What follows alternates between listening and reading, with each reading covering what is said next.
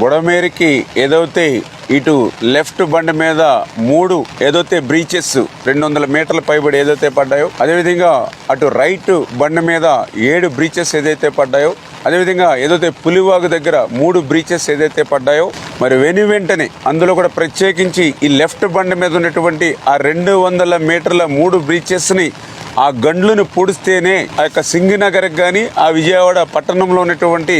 వరద ఉధృతిని తగ్గించవచ్చు. ఎన్ని సహాయ సహకారాలు చేసినా కూడా, బాధ్యతలు తీసుకుని మనం పనిచేసినా కూడా ఈ గండ్లు పూడ్చకపోతే ఆ యొక్క సింగినగర్ కానీ ఆ యొక్క విజయవాడ పట్టణ ప్రజలకు కానీ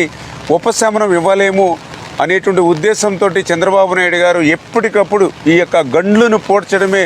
ధ్యేయంగా లక్ష్యంగా మాకు మానిటరింగ్ చేస్తూ,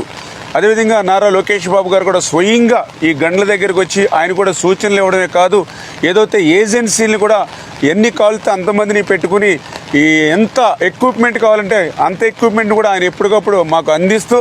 ప్రతి 1 అవర్ కూడా క్లోజ్ మానిటరింగ్ చేస్తూ ఉన్నారు. అందుకే ఈరోజు ఎంత వర్షం వచ్చినా గాలి వచ్చినా కూడా దాన్ని కూడా మేము తట్టుకుని ఎదుర్కొని ఏదైతే అధికారులు కానీ అదేవిధంగా ఏజెన్సీలు కూడా వాళ్ళ యొక్క సహకారంతో ఆ బుడమేరు గండ్లను యుద్ధ ప్రాతిక మీద పూర్తి చేస్తూ ఉన్నాం.